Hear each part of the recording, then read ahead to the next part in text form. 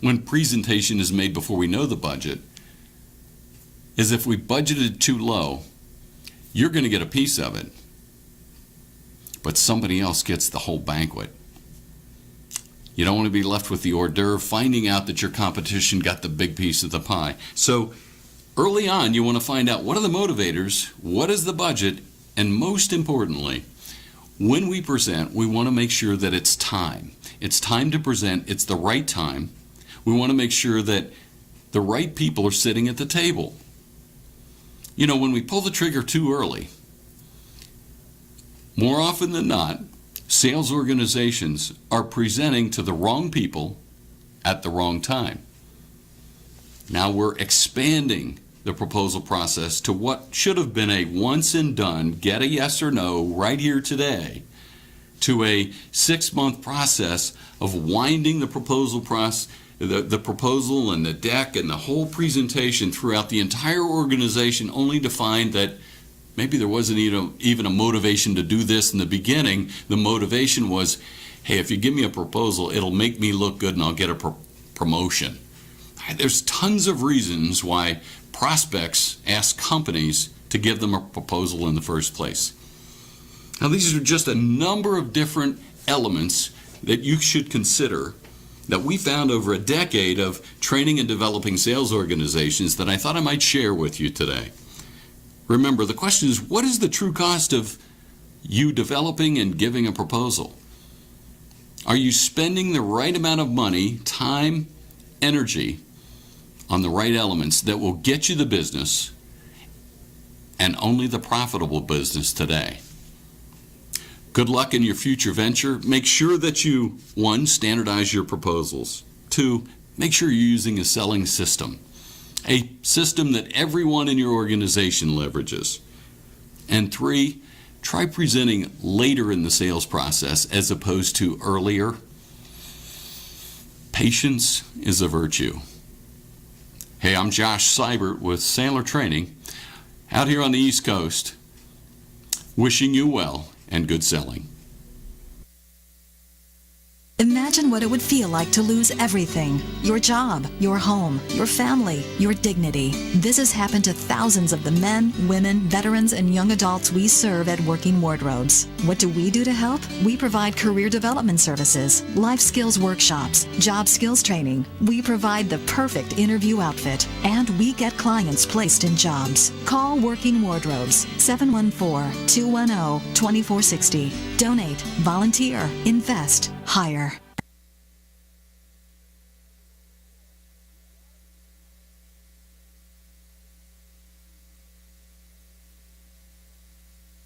Are you ready to tap into the power of social media to promote your business?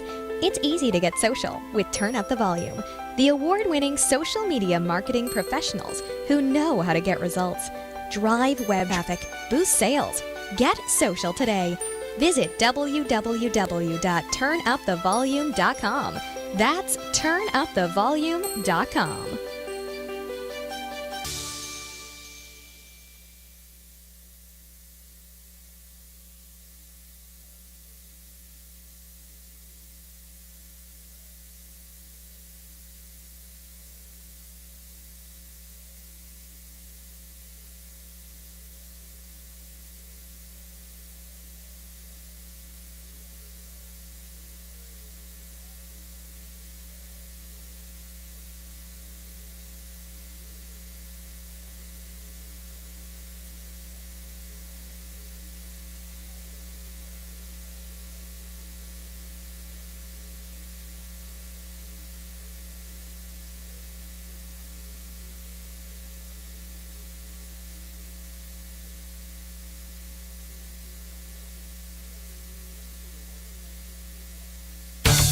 Wow! Marketing predictions are out for 2015, and marketing success is changing. Did you know that Google is now actively tracking your business and personal brand and online reputation? Online and offline marketing has changed. Google is driving more than 85% of your traffic.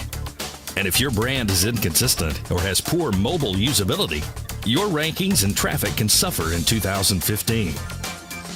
To learn how your business is currently viewed, and what can be done to improve your brand's visibility and authority. Contact SunUp Group for a free marketing analysis. It could be a business game changer. Visit www.sunupgroup.com today or call 877-609-3840, extension 700.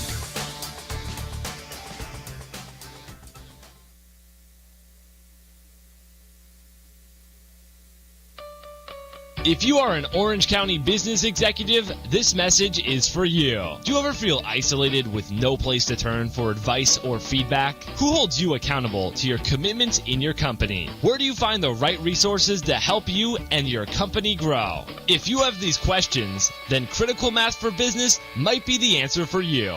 Critical Mass for Business is committed to helping you make better decisions. These are groups of peers running businesses just like you, providing a great sounding board to test ideas and concepts, review plans and goals, and present issues and opportunities for discussion. The result is improved strategy, accountability, people, and execution skills. If you are interested in learning more, go to www.criticalmassforbusiness.com and learn more about our executive peer group.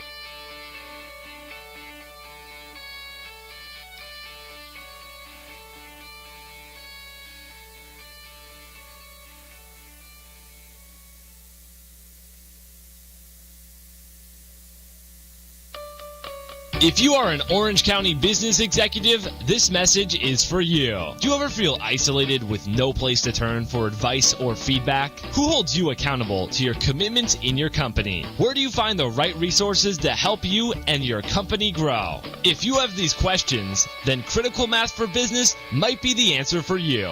Critical Mass for Business is committed to helping you make better decisions. These are groups of peers running businesses just like you, providing a great sounding board to test ideas and concepts, review plans and goals, and present issues and opportunities for discussion. The result is improved strategy, accountability, people, and execution skills. If you are interested in learning more, go to www.criticalmassforbusiness.com and learn more about our executive peer group.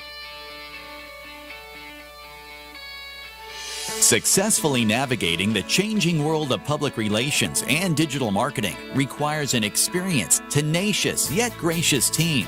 In business for more than 20 years, Orange County-based T & Company delivers big agency results with personalized service. For more information, call us at 714-536-8407 or visit us online at tandco.me. If you are like the majority of Americans, you want to continue living in a familiar environment throughout your maturing years. In fact, according to many surveys, 82% of homeowners overwhelmingly prefer to age in place, which means living in their current homes safely, independently, and comfortably, regardless of age or ability level. With over 30 years of combined experience in residential, commercial, hospitality, and destination resorts fields, Your Home for a Lifetime is a company dedicated to empowering you to maintain your quality of life and independence by helping you make your house your home for a lifetime. Do you want to reorganize or remodel your home? Do you want to add a full bathroom and possibly a bedroom on the main floor? Are you looking to make your kitchen more functional? Is an aging parent moving in, or your child is moving out, or even moving back in? Call Your Home for a Lifetime at 949-492-1872 or check them out on the web at yourhomeforalifetime.com and find out how they can help you make your house your home for a lifetime. Welcome, everybody, to the Rad Life, the only talk radio show that takes you along with host and age explorer Rad Gantos on his continuing journey of discovery into life's challenges, opportunities, options, and all the latest and greatest things that come with getting older. The Rad Life is brought to you this week by Your Home for a Lifetime, a company dedicated to empowering you to stay safely, independently, and comfortably in your own home. And now here is your host, Rad Gantos.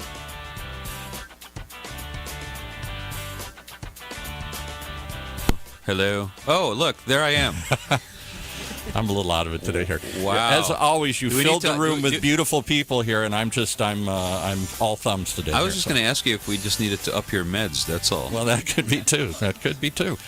Hey, I got to do a shout out. Will you let me do a shout out here today for somebody? Can I ever stop you? My oldest and dearest buddy passed away this weekend. He had a heart attack. He was 60 years of age. He was 2 months younger than I am.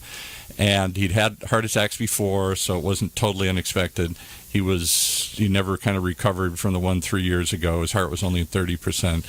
And over the past weekend, he died. He didn't pass away, by the way. I hate that. He died. And it's apropos because, again, everybody that I know, he's the first of my peers who's passed away, who's died. So how come you've been talking about this for about over a minute and you haven't even mentioned his name? That's a good point. I don't want to get choked up if I say his name was John McPhee. I met him when I was 14. I've known him for 46 years. I don't know if that still happens a lot anymore here. Wonderful guy, heck of a guy, will be missed, which I always say is a true sign of a life well lived.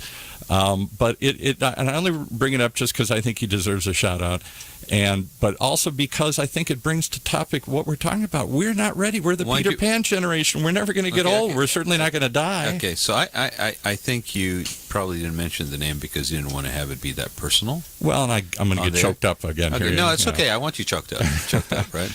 It's thrown me.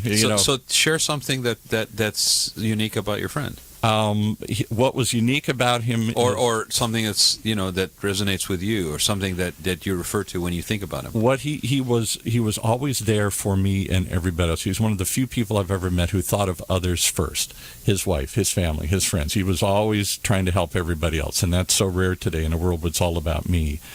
And I just think 46 years I've known the guy. Mm-hmm. How do you start over with, and I'll never have a friend like that again. I don't have 46 years left. Where did you meet him? I met him in junior high. We moved in, it was in the same neighborhood that I was in. So we went to junior high together, we went to high school together, we went to college together. I came to California, and of course he followed a couple years later. Sorry, John, but you had to follow me. And then we worked together on and off through the years. He was in sales, and I did some sales for a while. And our lives have just been intertwined. So how often did you see John? Not well enough over the last year. In fact, we talked about every 2 weeks. He lived in San Diego. And we saw each other on a regular basis, but somehow after he got sick, I didn't see him as much. And shame on me. It was probably me. It was hard for him to get up here, and I'd make excuses because he was in San Diego. He was in San Diego. Wasn't that far away? Wasn't that far away, but I hadn't seen him in a year, and he did what was very unusual. He'd been in the hospital 4 times over the last year. He was one of these guys, never would tell anybody he was in the hospital, hated hospitals, never wanted to go to a hospital, didn't want anybody to see him in the hospital. Don't come and see me, wouldn't anybody know. And this last time when he went in the hospital a couple weeks ago, he called up and said, "I want to see you." And I thought, uh-oh, that's not good. Did you see him? I did. I went down and spent the whole afternoon with him, and we just had a normal, wonderful chat. But he was old. He because he had deteriorated so much, I hate to say this, but he acted like my 90-year-old dad before he passed away. He was forgetful. He was confused, he was unhappy, he was in pain, he was, all the things that we didn't want to see. And I think of all his friends who love him dearly, so few of us wanted to see him we don't want to see each other like that. He didn't want us to see him like that, and we didn't want to see him like that because he was always a big, tough, strong guy that helped everybody. So do you think he knew? He didn't. If he did, he didn't say a word about it, but he must have, because it was unusual for him to reach out and say, I'm in the hospital and I need to see everybody. But that wasn't part of your reality of your visit with him? No. So, it was just normal. And it was it shook me up because when he died, I thought, we missed that last conversation. But it wasn't him. What would that conversation have been for you? I can't imagine. You guys will have to tell me. What do you see as the last conversation? The last conversation, I still can't get my head around the fact that he died. Well, the question is that conversation ever something that we actually have? Or is it always there's something else that... Something left unsaid. Yeah. It wasn't with my dad when he died a couple years ago. We just kind of said we loved each other. I mean, we knew he was dying, but we didn't have the... He had tried to have it a couple times with me before, like, well, when I die, here's what I want to do with my funeral and all this kind of... I kept saying, you're not going to die. Mm-hmm. It's something. I'm telling you, I feel like I've been at the front edge of this a while because my parents passed away and my best friends passed away. And if I talk to my generation, most of us still haven't experienced that yet. Mm-hmm. And so it's a shocker. You're not ready for the emotional part of it, you know. And I'll tell you the worst part, when my friend had a heart attack 5 years ago, I don't want this to be the Paul Roberts therapy show here today, it usually is, but when he had a massive heart attack 5 years ago, and they thought he actually did die on the table and brought him back twice. When I heard about it, I only heard about it after the fact, because again, didn't want anybody to know. My first thought was how horrible. I mean, I thought, oh God, my friend. Within a nanosecond, my next thought was of me. Oh my God, if it can happen to him, it can happen to me. Interesting. He's 2 months younger than I am. And I thought, oh, that's horrible. This isn't about me. But yeah, I'd be honest, that was the second thought that came into my head very quickly. Here. So here's the thing, okay? For all those people to say, who's that annoying voice on the other side that we never see on camera, but seems to be dominating the show in certain parts? Well, because I'm the baby boomer in the room. That's the poster child for our show, right? And the experiences that his generation goes through. Yeah. But I wanted you to share, and thank you for being vulnerable like that, because I think we talk about these issues, and we've been doing this show for over a year and a half, right? Almost 2 years, and it'll be in February. Yeah, something like that. Yeah. And sometimes even for us who tend to be very personable in how we basically have our show, and sort of non-scripted in a big part, but it gets a little bit where we're basically maybe immune to the topic. We start basically putting it at arm's length. Yeah. We're talking about these difficult topics, but a little detached from it. Well, here's a personal exchange. This is a very, very personal exchange and sharing on your part. And I wanted people to hear that, because I couldn't think. I mean, this is sort of one of those happy accidents I talk about, right? I walked into the room. I had no idea you were going to do this. I know. But this actually lays the groundwork perfectly, because all the rest of the conversation we're going to have here today will be relating about people, okay? But each one of those quote-unquote people is a person, is a story. Yeah, right. Not a number. There are people that are attached to that. It's just not a number on a door in a corridor with a bunch of doors in it, right? It's not impersonal. This means something to people. So I thank you for sharing that, Paul, and my condolences for your loss, your friend. And I share it partly because it helps to talk about it, and I share it because this show... Plus, it's your therapy session. It's a therapy session. This show is only created as a therapy session for me to deal with all these issues. So I pay for his therapy. I don't know how that works. The key thing is, none of us are ready for this. It's coming at us. It's racing at us here. And I'll share one other thing, but this isn't today's topic, which aggravates me. I'm a good Irish Catholic. I still believe in the value of funerals, as awful as you're all making faces at me now here, of having that final goodbye, of seeing them. He's being a martyr, perfect Irish martyr. Yeah, right, exactly. Nobody's making faces. I like that there is some resolution to it, and there is some, before you go celebrate, there is some acknowledgement that somebody's gone here. That doesn't happen anymore. My friend's not going to do that. He didn't believe in funerals. He hated funerals. His wife hates funerals. So there's going to be, a month from now, a celebration. Great. We need a celebration, but it's hard for me to wrap my head around. He's gone. We seem to just disappear. And I suspect in your homes, we have the people from Silverado Senior Living here today, that people just, one day they're gone, and the next day you just change the bed.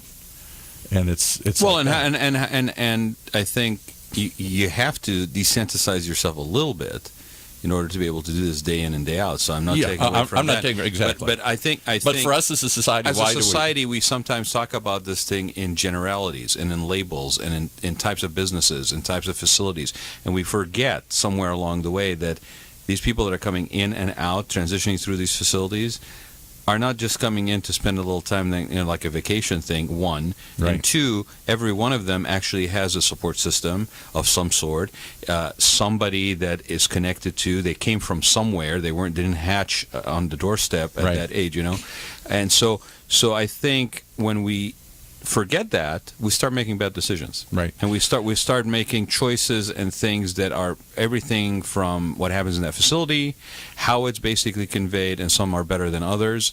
and you hear horror stories, but you also don't hear all the good stories because, we are a society that is sensationalized. Everything that's bad we want to hear about, but all the good stuff. Well, turn on the news and hear good news? I mean, no, that's boring. You're wasting my time, right? Might as well just go to another channel. I've been on a personal crusade to this since my parents died. Everybody wants these things to be over with quickly. I don't want to deal with it. I don't want to face it. It's ugly. It's painful. It's negative. We live in a positive, happy society. We don't want to focus on the negative. Yeah. And without acknowledging a loss, how can you acknowledge what they contribute? You have to do both, I think. And in today's world, too many times when somebody dies, it's just over. And then the next day, you're supposed to cry for an hour or two and then get it over with and get on with life here. I'm back working. Everybody's just supposed to keep going here.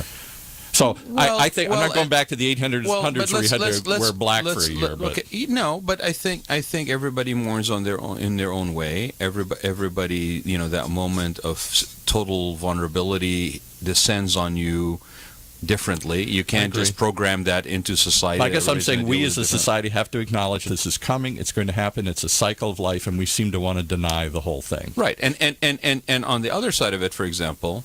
And we've always kind of compared this as kind of ironic. Is it when it comes to pets or it comes to kids? Oh yeah, pets especially. Something happens in a school. All of a sudden, there's therapists, and basically, they're going to transition people, and they're going to work with them, and all this stuff. Yeah. But that doesn't happen with families unless you personally seek it out. That isn't really built in. The discharge manager, in case somebody's injured, it's very quick. It's based on what the insurance will cover, and then basically you're kind of on your own. So we hope, and we have been trying to provide an alternative, at least conversationally, through the show, where you're not alone. This is not something you're experiencing on your own. There are services out there if you choose to reach out to them. Sometimes they're mentioned, sometimes they're not. But at the end of the day, at least you have this show where you can call in and ask questions relevant to this. We have some great guests that basically could provide some input. Let's give them the number. If anybody wants to call in today and contribute, it's 949-330-7761. I know so few people call because we don't do that anymore. Or you can tweet. You can just go to at OC Talk Radio. But did you notice that when we did the live feed on Facebook, how many comments were flying? Yeah. Right? So people will never call the show, but they'll type. Okay, so again, it's another way of acknowledging that the traditional way of communicating the message or telling people where the resources are may not be the way that resonates today, right? And so we are on YouTube, right? We're on the OC Talk Radio channel on YouTube. So if you guys are listening to us, we applaud and thank you for listening to us because we don't know who's listening to us. We're on the internet, right? But there's no way of tracking. But I am constantly surprised by people who approach me and go, that was a great show on Wednesday. I'm like, really? You were listening? Right? But if you are listening to us, go on to YouTube, look up OC Talk Radio channel, and you can actually see us live. Or Facebook. Or is it feeding on Facebook right now? Right now, Facebook. OC, just go to Facebook and then OC Talk Radio. You'll see everybody. Look at the camera, smile, wave everybody. So everybody in the room will at one point during the show here basically share that on their feeds if they are on social media, and then you guys can join us as well. Let us know if you have any questions on this topic. So bring in your guests. I'm sorry to dominate the first 20 minutes I think it's perfect because it is a personal thing, right? And this is you dealing with this loss. And I somehow feel like I am on the front edge. I'm in the vanguard here. I'm looking at the room here. Even if you say so probably yourself. Most of you haven't humility and humbleness in this. Well, I just mean because of my age. I don't think most of you have probably gone through all these experiences yet. And she has. Okay. Okay. So we're going to go around the table. Yes. Okay. Introduce everybody. Everybody introduce themselves. I want to get. Tell us your story. We start off with a personal thing. So go ahead. Go ahead. Tell us your story. Lisa. Thank you, first of all, for having us today. Yep. It's quite an honor and an important discussion, so thank you. And my name is Lisa Hopkins, and I'm a liaison for Silverado Hospice. And Paul, and first of all, I'm sorry for your loss. I do have a personal experience and one that has compelled me to do what I do. Okay. And can you share that or tell us anything about it? Or? I actually lost my daughter. Oh my God! 9 years ago. Oh my goodness! That's really never supposed to happen. No, it's not. And the only thing I can say is that for us, hospice was a gift. And I can't change what happened, but how old was she? And Lisa, yes, please. Yes, sure. My daughter was, she was diagnosed with cancer, a very rare form of cancer at the age of 5. And she battled for 3 years. And she passed away at the age of 8. And her name was Savannah. And Yes, let's acknowledge everybody here today. No, it's important. This is not just somebody. This is a person who had a name, had a family, Right. and you raise a very important distinction. At most people, when they hear the word hospice, associate it with a certain age bracket. Old people, right? But it touches everybody.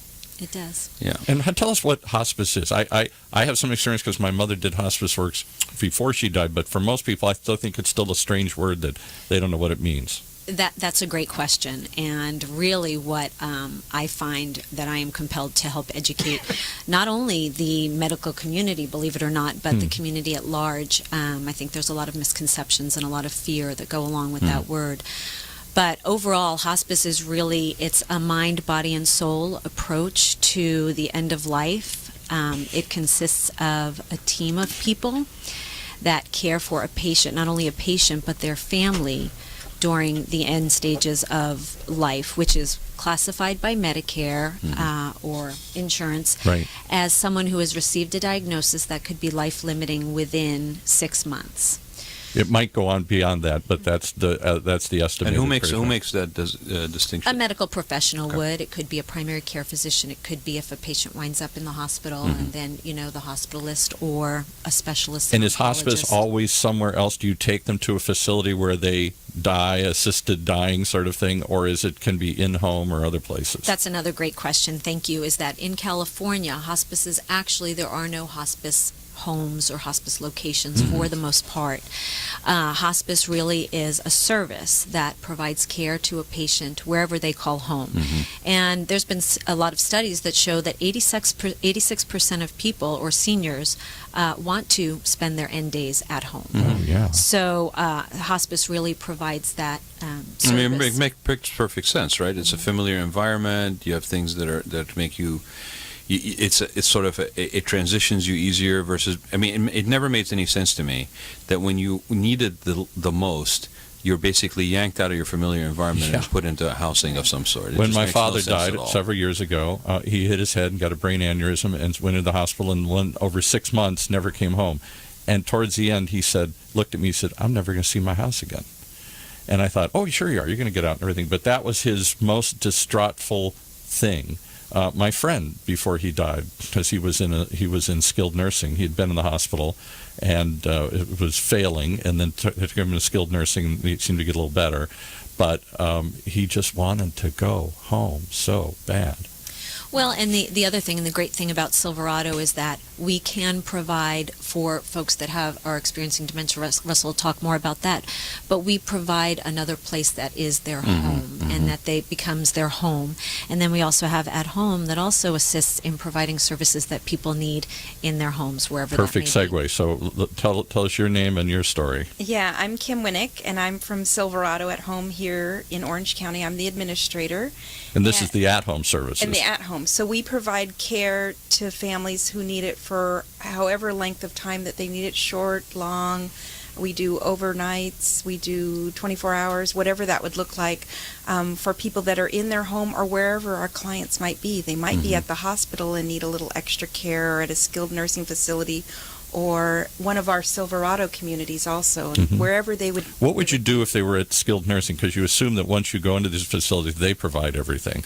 But you bring out a point. I don't think most people are aware you can bring in extra services. Yeah, because they have, the nurses in like a skilled nursing facility are very busy, and the doctors are coming in Way for busy. short visits, and so they don't have time to sit bedside with someone who's, maybe experience a lot of medical issues and might need assistance getting to the bathroom. So families don't like their loved one to sit there and have to wait for someone to come, and so they'd like someone to be bedside with them. Right. They're maybe there during the day, but they need to go home and sleep and rest, and so they want someone to be there in the evening. How about to the make sure. psychological aspect of? Do you guys ever deal with that? I don't see anybody deal with that, because so often when my father was in the skilled nursing for months, and my mother prior, and my friend now, you sit there most of the time by yourself. Your family members will come, and for periods of time, the staff will come periodically and check on you. But most of the time, you sit there alone and have nothing to do but think, and fear, and wonder, and worry, and wait. And I always thought that's got to be the hardest part. It used to drive my dad crazy, literally. He just couldn't stand it.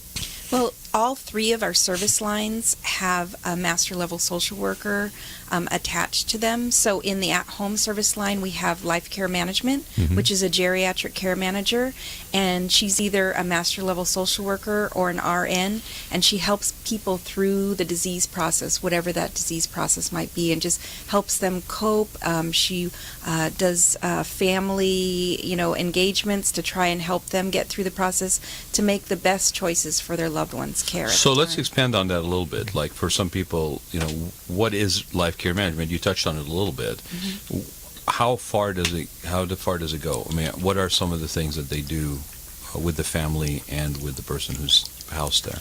Well, they'll come in and do, almost like a therapy session with helping them through that process. We've had people that were in their home, but financially they needed to move into a community because they needed to sell their home in order to pay for their care. Right. And they were going to move into one of our Silverado communities. Right. And the life care manager kind of helped. The family had a lot of conflict going on at the time with one brother wanted to do one thing, one sister common, very common. Yep. So she brought them together. There were some neighbors. She'd lived in her neighborhood for like 25 years, and the neighbors didn't want her sent away.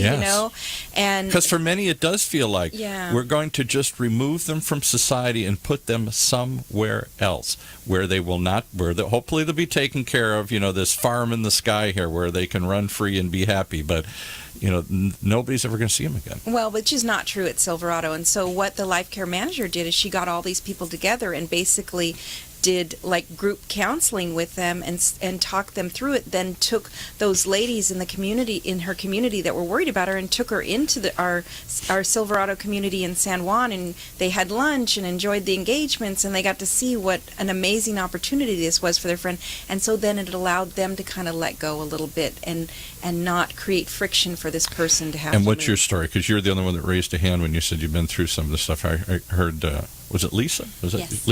Lisa's story about her daughter Savannah? What's your story? Well, my stepmother actually passed away on Monday. Oh, on Monday? So- This Monday? This Monday. Oh my and God! This she- is So sorry. This is the week for it. You're sorry for your loss. I know. too. I guess it's just Weird. comes in threes, like they say. It does, yeah. So, and she had suffered with Alzheimer's for 5 years, and we're considered experts in dementia care, even though our hospice and at-home division help families through whatever they're going through, cancer or a broken hip or something like that. Right. But Because these can be useful throughout stages in life too. Yes, you break a hip, you're going to have to go into skilled nursing. You need at-home care, whatever. The issue, you're not the going to issue die. of dementia and Alzheimer's has its own unique conditions Wow. and ways and complications. Big so time. I think to your question that you asked before is that there are certain facilities that would basically handle a lot more of the common issues of aging. Yeah, But right. when it comes to particular things like dementia and Alzheimer's, you those do are need special, to have yeah. special. It's a specialty, yeah. yeah, in our communities, that's what they specialize Exactly. in. That's Silverado. I don't know anybody that went through actually, one of our show hosts, his mother went. I won't name him because I don't know if he wants to be named, but his mother had Alzheimer's for years. I mean, years. Like 10 years or something, and they had to put her in a facility. And he said, I was always so conflicted because I want to go visit. She's my mom, but she doesn't even know who I am. Mm-hmm. And Nancy Reagan's famous quote that it's the hardest thing in life because they've died, but they haven't buried them yet. Mm-hmm. You lose them a little bit at a time, Yeah. which is hard, Right. which is really, really hard. They're still there, but they're not. So, Kim, how was your experience going through that personally? Well, And was it different from dealing with that when it's not somebody who's a member of your own family? Was there a difference for you in that? I mean, Now you're not clinically watching somebody, you're experiencing it on the other end here. Yeah. as much as you care for everybody, but Sure. was there...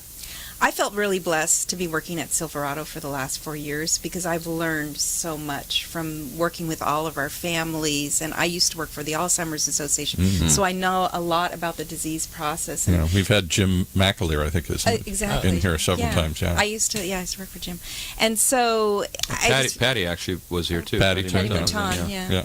I just felt privileged to be able to help my father through that process by all the things that I've learned through working with Silverado, and because we handle things in such a unique way, and we don't call them facilities like you guys were speaking of. We call them communities because that's what they are for our families. I know you guys really do that a lot. Yeah. So let's bring your last guest in. Yeah, here. Russ. He's in charge of the communities, or works in one of the communities here. Yes. First of all, I just want to say sorry for all 3 of your losses here. Yeah, really. This is Share Your Loss Day here or something. Yes, but I'm Russell Martin, and I'm in the community ambassador for Silverado. I work in the Newport Costa Mesa location and for our Tustin location. So I work for. How many locations does it Silverado? We have 34 communities in 7 states. Wow. And we're Big looking to deal. expand in the East Coast as well, New York, and we're looking internationally as well. Why too. wouldn't you? Because this is a boom. I'm not trying to be difficult, be smart about it, but it's a boom business. is. I mean, the aging baby boom is at that age here, and what are we going to need? And I think the quality of service is critical. Oh. Because the alternative is horrendous and abusive. Yes. And, And abusive. We've talked about that Vulnerable population. Right. And so, it may be a boom business, but I think what's more important is that it's quality companies that are out there providing that kind of service. It's a needed business. Yeah. Where did Silverado start? Silverado got its start in Escondido in 1986. So Silverado's been in business for 20 years, providing, care for California grown. Yes, Company. California grown. Yeah. And we've been providing care for 20 years. So we specialize in dementia care. So here we are with this aging baby boom population, the largest that we've ever seen population wave ever hit America. After World War II, we lost 50 million people in the world, and suddenly everybody came back and made babies. The world's over. Let's have babies. And so this giant, of which I'm right in the middle of it here, and now all of a sudden we're in our 60s, and kind of in that, some of the leading edges in the late 60s, almost 70 or whatever. Why aren't we thinking about this, talking about this? The baby boom we were free when we were 20, we did anything we wanted to do. We were hippies and wandered the world, and we're not going to follow our parents' path. Then we were yuppies. We were going to have the perfect children and the perfect careers and the perfect household. We were going to do it all. And now, don't talk about it. I think it's still carrying on with millennials, too. With millennials, yeah. Yeah. I just think that no one's really planning for their future. How can you plan for something you don't want to think about? Exactly. But for those who are listening out there and they can afford it right now, I would suggest get long-term care insurance because that we need would to do help. some shows on that because that would help. Right, but long-term care insurance, in itself, we've had people here have talked about it. Right. In itself is not enough. No, you it's actually have to plan for this it doesn't thing pay for the whole proactively, like it's part of your financial health and well-being, and keep in mind that whatever you may think, which is kind of an interesting way to put it, right? Wherever you may think you need it until, the statistics these days is that you're going to need it longer. Yeah. That's one of the hardest things. There's more years that you're going to basically be in that. Yes. When my father, World War II generation, he died at 92. He was born in 1920. His fondest hope was that he was going to live to be 80 and see the year 2000. That seemed impossible when he was younger. Most people died in their 60s, which is why they started Social Security at 65, because you died at 65 or 66. They weren't going to pay for Which, very long. let's see how long that stays at 65. Yeah, right? well, no, it's going to go up for sure. So he made it to 80, and then he's like, I'm not dead. He had another 12 Now what? years. What do I do now? It's the bonus round. Right. He wasn't ready for that bonus round. He wasn't ready for how am I going to pay for things? How am I going to health care? How am I going to anything? His wife died. How he's going to be alone? That was like this uncharted territory. I still think it is. And now, to your point, so a millennial says, okay, I got to pay till 80. It might be 120. We had somebody on one of our shows the other day. I'm sure this was just to be shocking, but I think somebody said this on the internet and they picked up on it. Somewhere on the planet Earth, somewhere right now, there is a child who will live to be 150. Wow. 150. So let's talk about this, because that, including what you just said, Paul, this is no longer something that just happens in a small fraction of life and society. This is something that actually permeates, especially where we think senior starts, right? Which is what, 50? 55, 50. Yeah, right, 50. See, you're trying to be a wannabe. You're only 50 and you're trying to get in on the action already. The government statistics, they've decided that the number is actually a lot. Let me just say that the number is a lot lower than most people believe. Yes. And it's not 50. It's actually less. Which is why I contend we have another show called The Next Chapter, and we talk about kind of not on this sort of level, but we sort of talk about what are you going to do at that time? What is the next chapter? And many of us feel, in fact, I have a name for it now. Did I tell you? I think I sent it to you.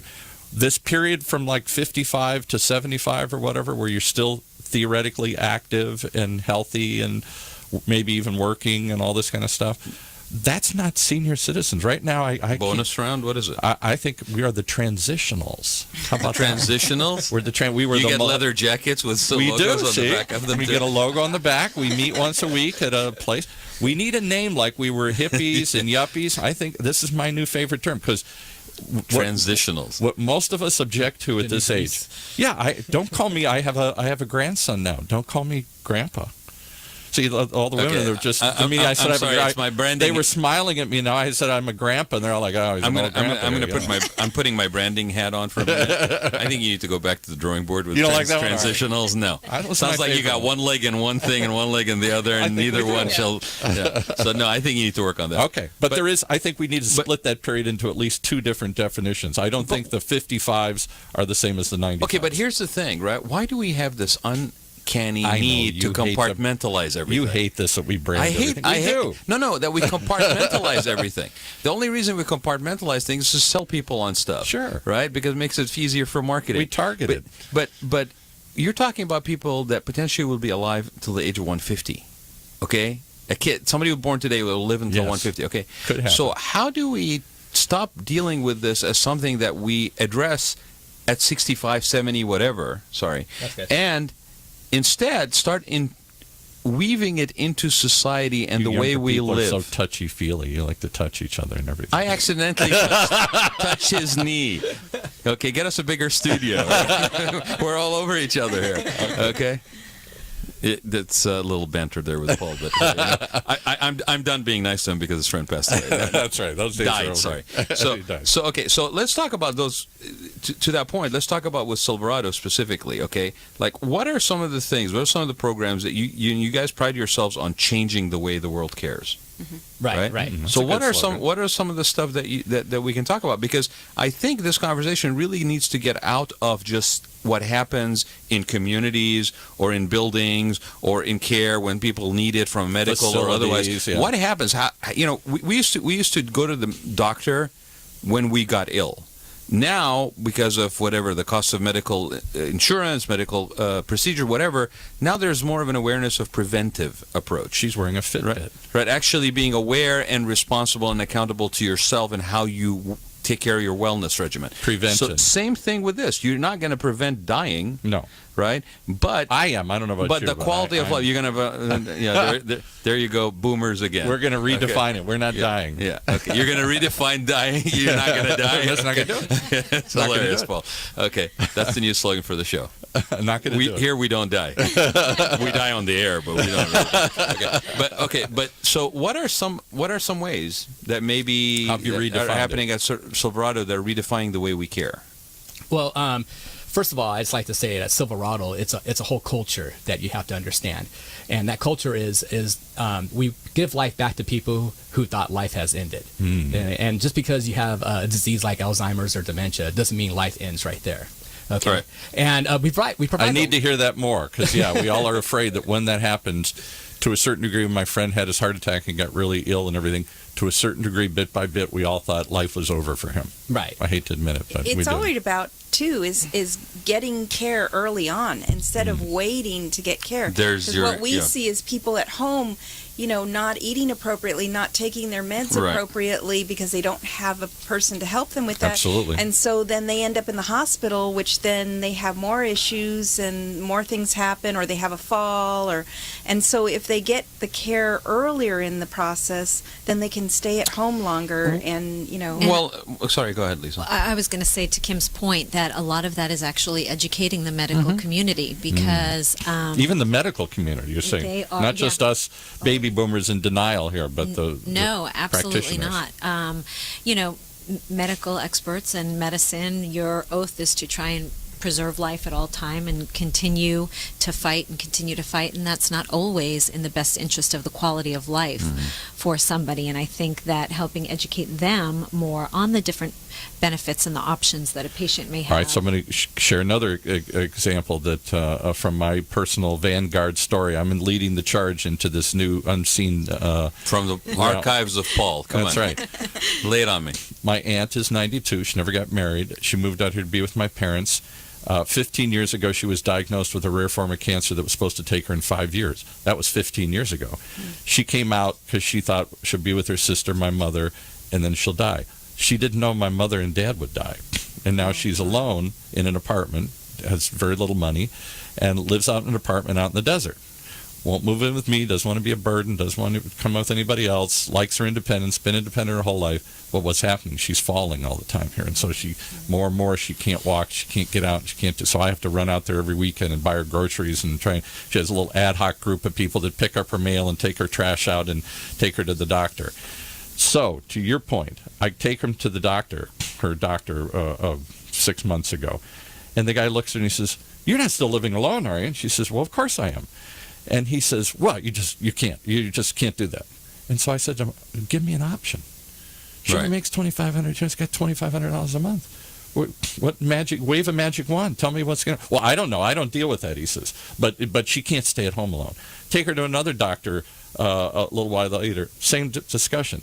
Not one of them gave me a resource, an option, or even an idea. They just commanded, she can't live like that. But that's next. That's the lack of a holistic way of looking at care. Yes, exactly what Lisa was talking about. And it's not a one size fits all. Right.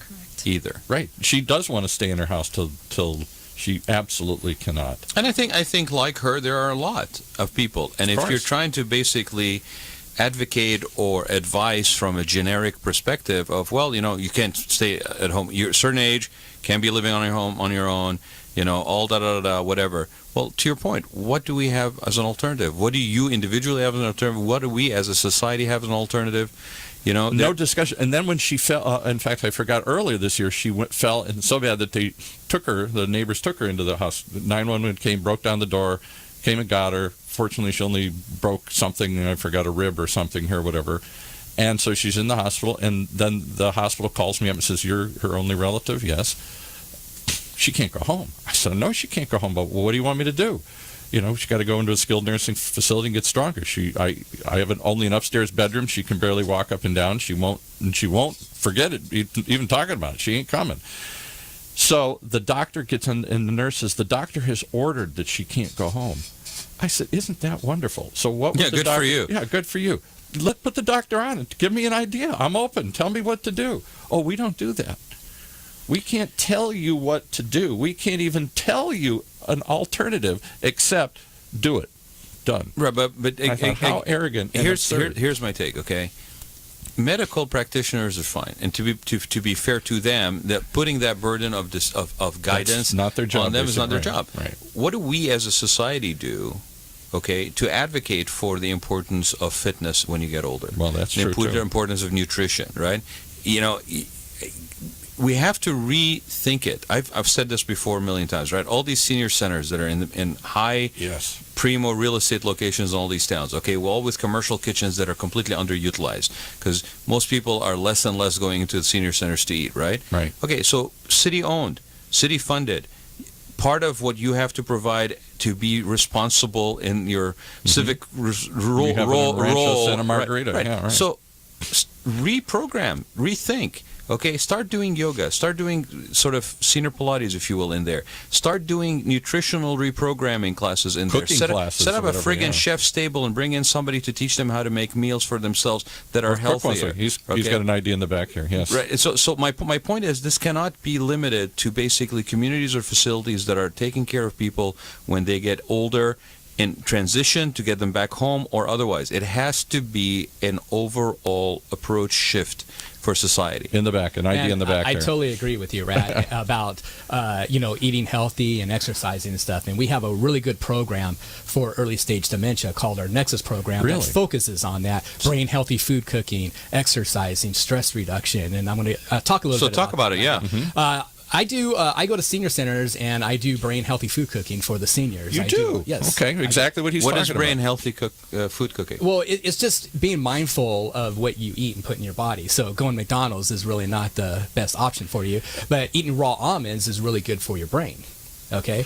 And I've heard there are other foods too, like when Jim was here, somebody said cinnamon. And the Cinnamon is really good for Yeah. it. It's really good for the Mediterranean diet is very good. Mediterranean diet. Yes. But cinnamon, of all things, somehow they can't prove it, but seems to have some early indications that it helps prevent or alleviate. Well, remember brain the book I was deterioration. telling you about, the brain grain? Yes, you were talking Right, about and, the and, brain. and the impact brain on plaque grain, right. plaque buildup, and not, it hasn't really been connected, but there seems to be parallels with propensity to Alzheimer's and what you mean. There is a connection. So we should be perpetuating that knowledge base from a proactive, preventive approach versus a reactive approach when it's too late. Yes. Now, what do you think, So Rad's? that's your mission as baby boomers. Should you choose choose to accept it? Okay, Mission is impossible. to do that so that when it comes my turn, it's already We programmed. figured out. Okay. What do you think of Rad's point he's made since this? And this is one of the most insightful things he said. He said a few things were pretty good. I hate to ignore Wow. it, but he has said this one good. That by branding them senior centers, the baby boomers stay away. I ain't going to a senior It center. should be called a wellness center. I'm not a senior. You're not getting me to walk in that door. Every See single my one of buddies those. walk in that door. I'll rib them if I walk in there. We right? call our caregivers personal attendants because everyone wants a personal attendant. Ooh, I like that. I'd love to have a personal I attendant. like Words that mean, idea. So words there you mean go. things. Packaging in that capacity mean things. Go ahead, Lisa. Let me know if you have a better word for hospice because it still does have, a Yes. But I'll tell you. End of life I'll tell you the thing and a with strange sound to it. Yeah. But I'll tell you the thing with hospice, okay? Nobody talks about the origin of the word. Nobody talks about the hospitalers. Nobody talks about those knights that secured the path for pilgrims to the Holy Land. Because you're Okay? from Lebanon and you know the story of where the hospitality, whatever they're called. Right, but the knights of hospitality. The core of the word hospice, okay, and hospital, and hospitality, and hotels is exactly the same, okay. But we got to get our heads into a different space, looking at this stuff and how we basically present it. I saw a picture for a new senior facility opening up. I think it's in either Rancho Santa Margarita or somewhere down south. And I saw the picture. You know what the photo that was shown? There was a couple of photos of people, that were baby boomers. So Right. they looked like they were still enjoying life and probably have a monthly subscription to Viagra or something. Right? Yikes. But We're going to go there? But yes, why not? Right? Do we answer to the SEC or anything? We don't. No. All right. The other thing is this big, huge picture. The largest picture on this ad, this 3/4 of the page, right, was of an indoor swimming pool that looked like it could be in some sort of resort facility. Yeah. Okay. So the whole pitch and packaging, and it's not only because it's to the end user, right? Or the person who's going to be basically moving into there, but it's also for that person who's the decision maker in the family that sees that and says, Oh. I can see putting my parent, my dad, my mom. they'll be swimming in that every day. facility. Right. Plus, and I don't know about Silverado, but I remember when, what's that place called? Walnut Village? Up in Anaheim.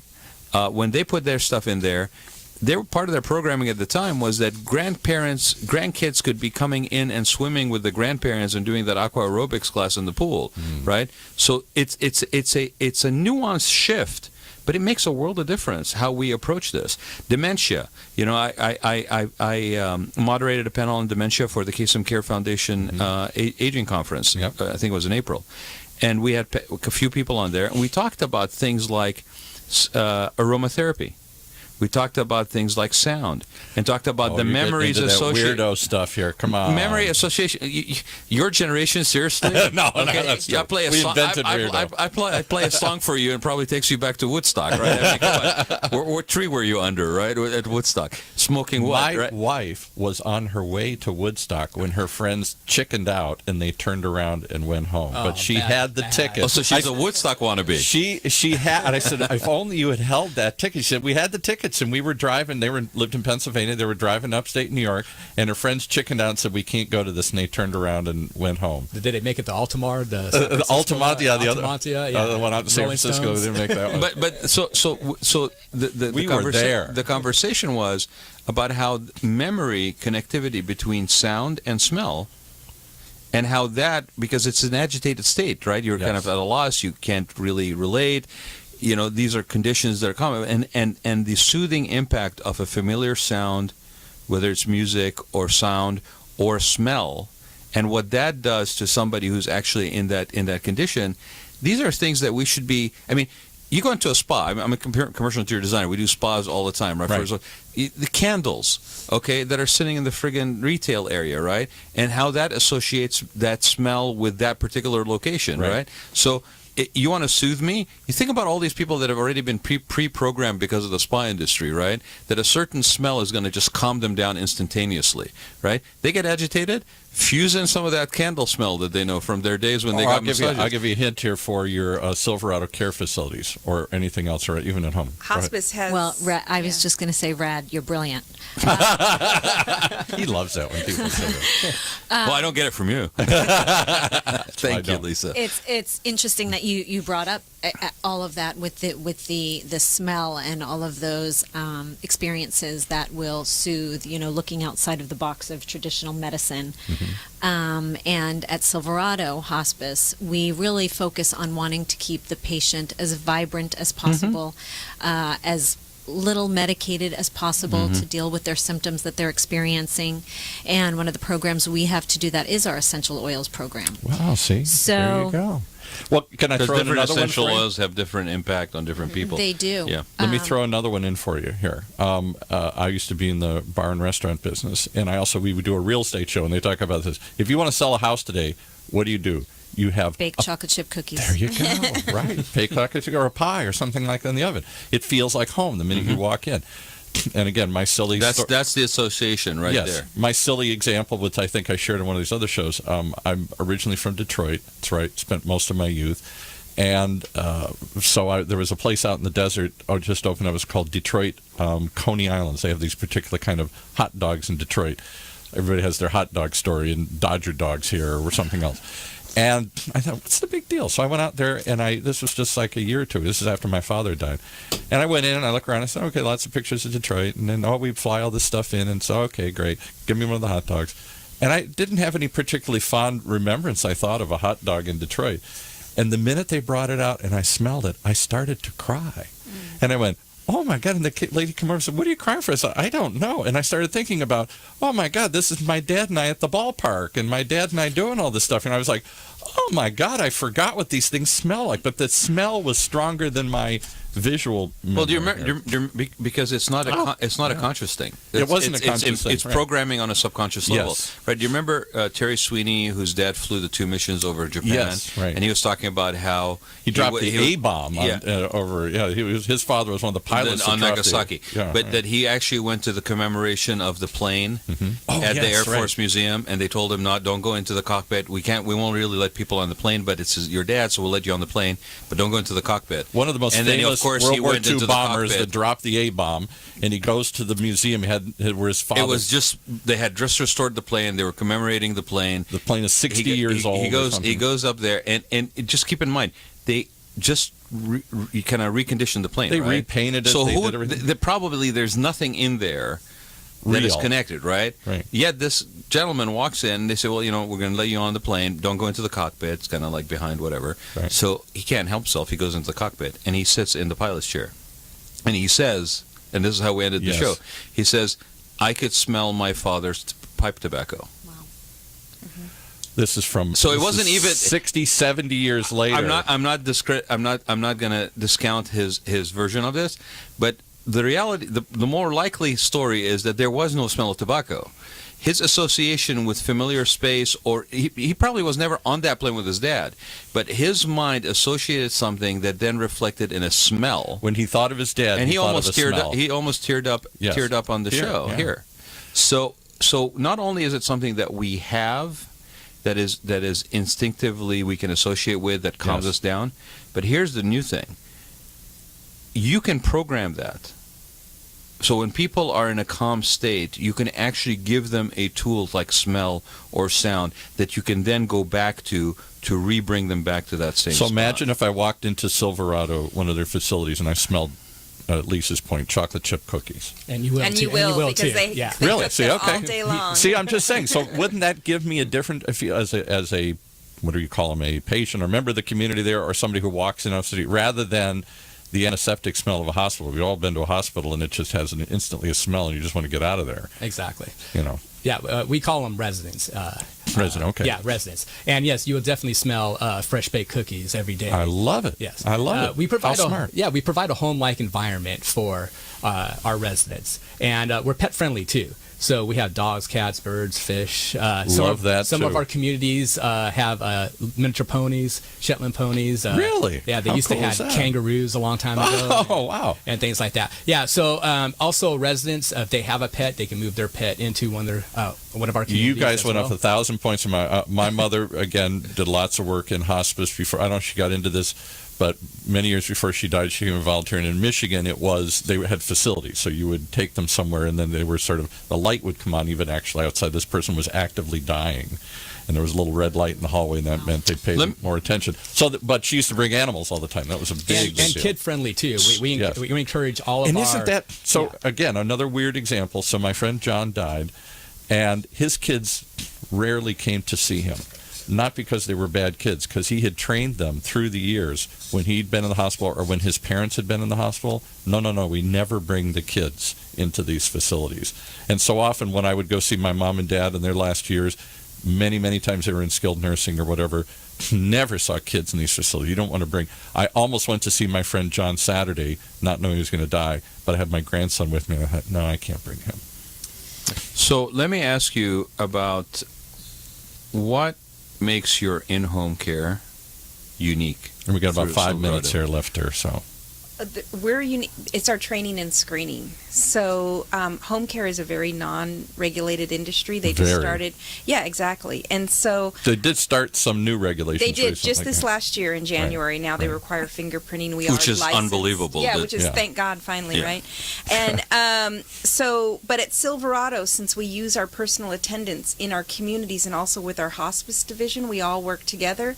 We have to meet the same level of requirements for a residential care facility. So all the background screening, we do. Because that was horrible. There were people with criminal records, and they were Right. going out to people's houses, and We won't hire anyone with arrest convictions or DUIs. At Silverado, we do an ethics and integrity screening for every single associate that works at Silverado, and that's basically like online, personality profiling. We're trying to understand who they are that's oh my coming to goodness, interview. you guys are way ahead of the curve. You're going way up in my brownie points from everything you're saying here, from cookies Well, to. how could we do any less, to be honest, when we're dealing with that kind of a vulnerable But population? we do. Yes. Oh, I'm sorry, guys. I've been in lots of these facilities. I won't name them, out in the desert and elsewhere. They're supposedly the best of the best, and they are just glorified warehouses to die. Well, because when we started, when you said you gave your personal story, Yeah. somewhere along the road, somewhere along the way, we lose the fact that these are real human beings Yes. that we're basically taking care of. This is Right. not just a number, and then because they pass away, then it's almost like there's a bit of a disposability. So, we're just going to replace that name. I'm not saying that people are mean, bad people. It's just that you have to be a lot more sensitive, given the fact that you're dealing with such a vulnerable population. Now, Exactly. let me ask the ugly question. Money. I still think all of these facilities, I understand the cost and the care and the liabilities and everything else, but for the average person, they're unaffordable. Well, I mean, I don't know if you want to broach that subject, but it's got to be $5,000-$6,000. How does it a get month or paid something. for? Yeah. Yeah. And Medicare. My assumption was, like many in my generation, that there would be some government subsidy that would help pay for that. At the moment, there is none. Kim, it used to be a family ambassador. You can answer that. Oh, yeah. So Money. there's long-term care insurance. There's also veterans benefits that you can receive. That's true. But most of it, unfortunately, is private pay. And what's the average got to be? I won't embarrass you guys and say what your facilities cost, because I'm sure they're not cheap. But I'm seeing $5,000, $6,000, $7,000. You're right in the range. And that Alzheimer's can be 8, 9, or more, or something here. Yeah, You're pretty much in the range. You're in the right there. range. Yeah. Yeah. So who has that kind of money other than a small section of the population? The vast population, baby boomers have the least amount of money saved of any generation. And we've been ever. having that same conversation, by the way, for at least a decade that I know of. I've been involved with seniors since 2008. Okay? Right. Almost 10 years. We've been having the same conversation for over 10 years. How does it get paid for? Right. And the answers, to be honest, have been exactly the same. Long-term care insurance, veterans benefits. Most people don't know how to navigate those, so we give them guidance to that. No. But You had somebody on one of your shows to talk about how but everything's difficult coming this out of savings or some family resources or something of that nature. Okay, we cannot afford to continue to do that. We have an increasing. You touch your point of it's a boom business. Right. Yes, we have an increasing pool of people that are going to need these services. Yes. Starting with the boomers, and millennials are larger than the boomers. Yes. So with another 20-year cycle, we're going to start seeing more people also be needing this. And if the answer continues to be, long-term care insurance Which and nobody veterans has, benefits, or reverse mortgage, right, and that's it, then we're going to be doomed as a society. Well, I think, and if I can just say that as for hospice, many people don't realize that that Medicare covers hospice completely from every medication. And that every I do bit know, of and medical I applaud equipment. that whole notion. Yes. And if But they somebody don't really do qualifies- at-home care a little bit. It's just the hospice It's just that's hospice covered. is the only Yeah. thing that Right. But government pays for. But if hospice is being provided, let's say in a skilled nursing facility, if a patient qualifies for Medi-Cal can also help offset the cost of the room and board. So Right. a lot of people don't know Medi-Cal, though, you got to get down. That's what we're facing with my aunt. You got to get down to under $2,000, and you can't do it through trickery. You can't just give the money away or something.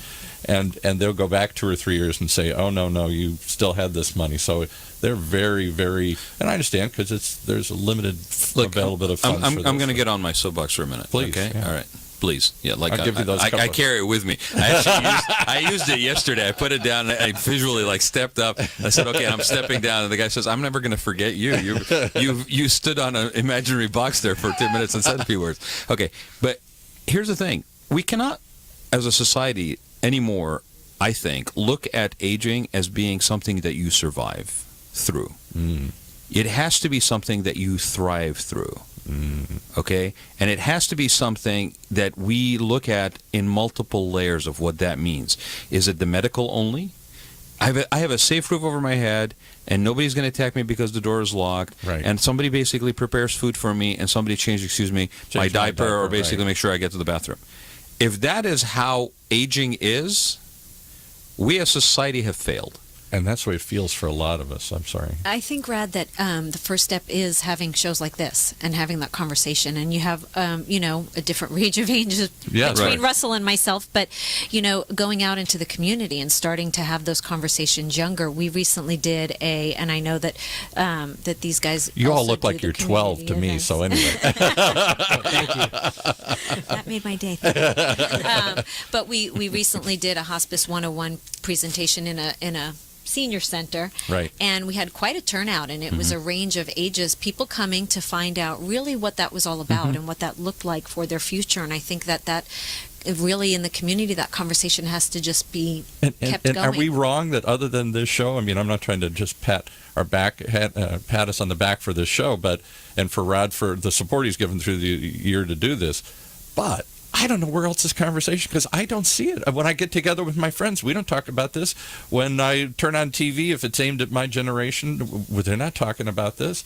I don't, ARP magazine, but they don't seem to really hit me. They seem to hit more the 75, 85-year-old. I don't feel like it talks to me when I look at ARP magazine. And you can't package it. Okay, you can't package this thing where it's the 3 tips on how to survive old age. Or 5 things you need to know for the summer of aging, right? Or something like that. You kind how of to get in your bikini body. And There's how your to $1 million idea. Yeah, right. Well, we do a lot of outreach at Right. Silverado, though. I mean, recently we all went and spoke, and we had a speaker at the Jewish Federation of Family Services event that they had over the weekend, and 500 people showed up to that, and That's we had impressive. all 3 service lines were there, speaking to them and educating people on what was. Well, I'm going to going on. encourage you guys should think of doing either through supporting this show or starting one on your own or doing it internally. You should have an ongoing dialogue. You should have your own podcast. You should have your own show as a community where you share stories of people in the community, people who work within the community, people who are thinking of what's on that other side of the fence. But how you do it is critical. Critical. Okay, Can't be an infomercial. I'll share. Yeah, no. One of the hats I wear is president of the Historical Society in San Clemente. Yes. When I first got involved with that organization 13 years ago,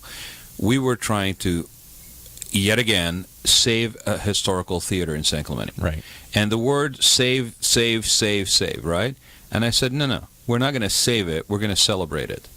Okay?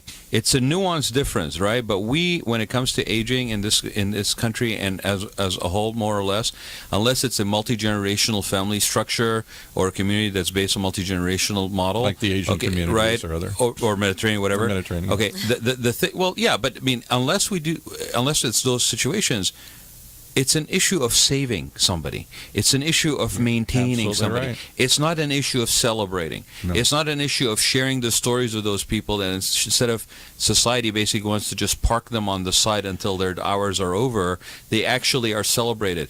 Bring them into the educational process as professors and teachers. You know, people are needing to work longer.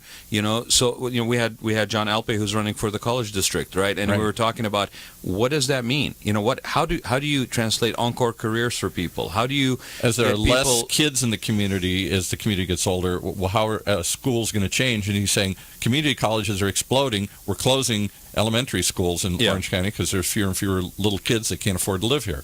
But we're expanding the community college because there are more and more 50, 60-year-olds that want to get re-educated or start an encore career. So, I mean, in part because of necessity, because they can't afford not to be working because of their portfolio value or whatever their assets are. In so many cases, like you've said it before, right? Like, I don't know, I just kind of lived life, right? Your father saved from day one. From day one, he still had the first dollar. Yeah, exactly. Yeah. I spent from day one. He saved from day one. So but I'll end with this: is that part of the problem? You're always praising the baby boomers for being trailblazers and pioneers and changing the way we can go through multiple careers and marriages and things, and we can do anything we want to do. We're always out. I never said you knew in advance what you were doing. No. But one of the things we did bad, I think, is that we never celebrated getting old. Mick Jagger's famous line, if I'm still singing Brown Sugar at 30, shoot me. The Who never. He still is. Right? Anybody over 30, never trust anybody over 30 when I was a kid. We didn't celebrate age and old age, and so we still to this day are the Peter Pan generation. We're never going to grow up. We're never going to get old, and so we don't celebrate any of this phase of life that we find ourselves in. So we haven't learned to celebrate it. Let's give people how to find out more about Silverado, how to get in touch with you guys. We'll just go around the table, Lisa. Well, anyone is welcome to go to our website, silveradocare.com, to learn about all of our service lines and what we can provide. And also, like you mentioned, to see a little bit of snippets into the communities and the stories of our residents. Because it's on the other side of the hill. I never go over there to see what's over there. It's behind the curtain, We're a storytelling kind of company. And so we've documented all those things on our website. And it's really good for families to go in and see that and understand. Do you have a podcast? We should create a podcast. No, but we do have a Silverado storybook here. Cool. Hold it up to the camera. Let's see it. And it talks about all the life-changing events that happen to a lot of our residents in the book. I bet there's some amazing stories. There's a lot of amazing stories in there. So I'd like to give you that copy. Oh, thank you. I appreciate that. Well, the other thing is, a lot of these people are walking around us. They're living history. Oh. That's true. And we don't have them forever. No. So take the time to actually engage at that level, because once they're gone, those stories are gone. Stories are gone forever. That's why we document all of them, because they're really some amazing stories. How powerful. Love stories and life stories. Yeah. What's that famous book that Nicholas Sparks, where they turned into a movie where, it's kind of like Message in a Bottle, wasn't that one of them, where the message gets lost and then it gets found, the love story 50 years later or something, and there's a couple of those kind of books. I bet there's just some amazing stories. Oh, definitely. Read the book and you'll read all the stories. So it's called The Silverado Story, a memory care culture where love is greater than fear. Thank you for coming in here today. Anything else we didn't cover you want to tout here before? I had a whole list of questions. You just basically took up half the show and made it a therapy session yet again. That's all this show is about. That just means we have to schedule number two. Well, the perfect transition, Russell, because at this point of the show, I usually say, you guys are welcome to come back so we can talk about all the other stuff we didn't talk about, because Paul was too busy telling us about him. That's right. No, but I think it's important to have these kind of conversations. You said it before we started the show, that it's a tough topic. Very tough. But it doesn't have to be a depressing one. It can be an empowering exchange if we actually choose to look at it that way. Yes. And that goes across the board to anything that happens during the course of aging. It is a journey. We say, flippantly, he called me an age explorer, but it is a journey. And along the way of the journey, you actually gain knowledge, you change your perspective. Unavoidably, you will pick up nuggets of things differently, whether it's from how you see them or from people exchanging their insights on certain things. And that's why I say, these people that are walking around us, whether they are at a community like Silverado or they are just people that are basically in our community, in our neighborhood, right? They are a wealth of knowledge, and it's not in terms of, well, how do I improve my business? It's how do I live my life, right? So I thank you again for being here, guys, and we'll look forward to having you again. Yeah, thank you for having us. Thank you so much. All right. You have been listening to the Rad Life Radio Show with your host and age explorer, Rad Gantos, brought to you on the one and only OCTalkRadio.net. Join us again next week.